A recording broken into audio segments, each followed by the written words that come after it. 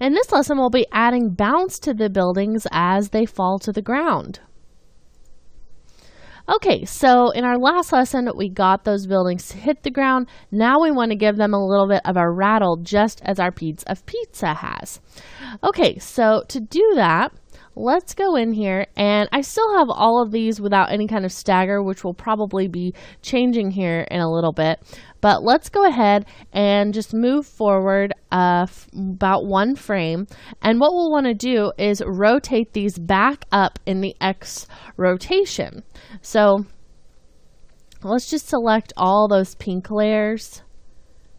And I'm just going to hit the U key twice to kind of just make it a little more streamlined here. And with all of them selected, let's come back in and just rotate them up slightly like this. So I went from 119 to 109. So let's go forward another frame and be back to 119. Back down to the ground, just like we did with the pizza. And if we're going from 119 to 109, 109 being the higher value, then we want to get closer to 119, halfway between that. Let's see what that would be. So 119 minus 109 is 10. So that was 10 the first time. Now, if we want to divide that in two, that's going to be 5. So 109 plus 5. 114.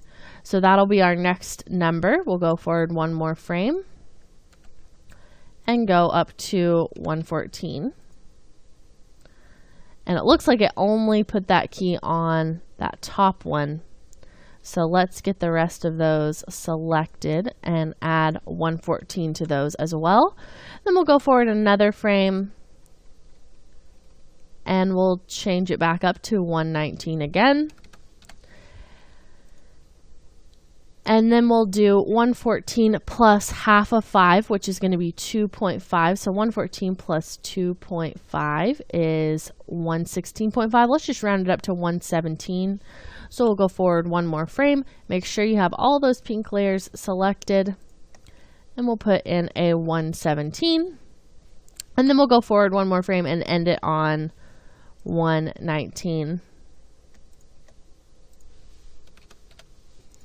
Great. So it's not quite as much rattling and follow through as we had on the pizza, but I think that it's still going to look pretty good. So let's just see what happens. And I'm also going to turn all of these keys to easy ease because it's going to make it look a lot more realistic. So grab all the pink keys and we'll go up to animation, keyframe assistant, easy ease.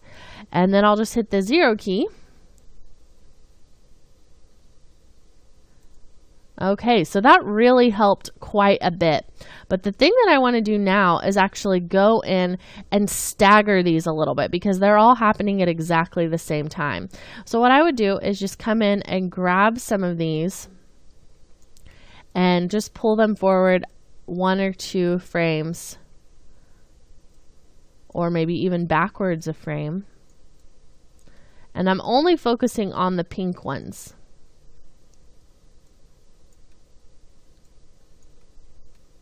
Because those are the ones that have all that animation on them.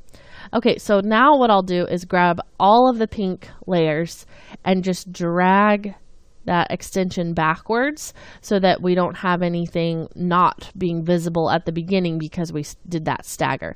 So let's see if this looks okay, and if it looks a little bit off, we can always change it. Okay, so one of them, the most obvious building, that super tall one, is staying up there for way too long. So let's figure out, that's going to be this one right here. Or actually,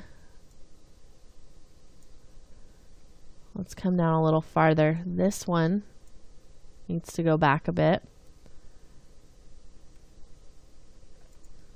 This one right here definitely needs to be pulled back.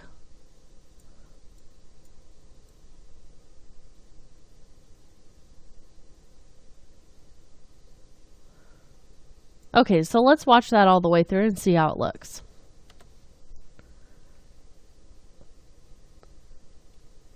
Great. So just with that little bit of stagger, even in these in-between frames, if it looks a little bit strange, whenever it's going full speed, it really feels a lot more authentic by not having those all come at the same time. Okay, it really feels like more of a splat. So let's come back in our next lesson, and we're going to come back to that little flag. So we had this little flag that we created, and it was part of the logo, but we haven't really used it yet. So let's come back in the next lesson, and we're going to animate that to kind of drop in on top of the piece of pizza.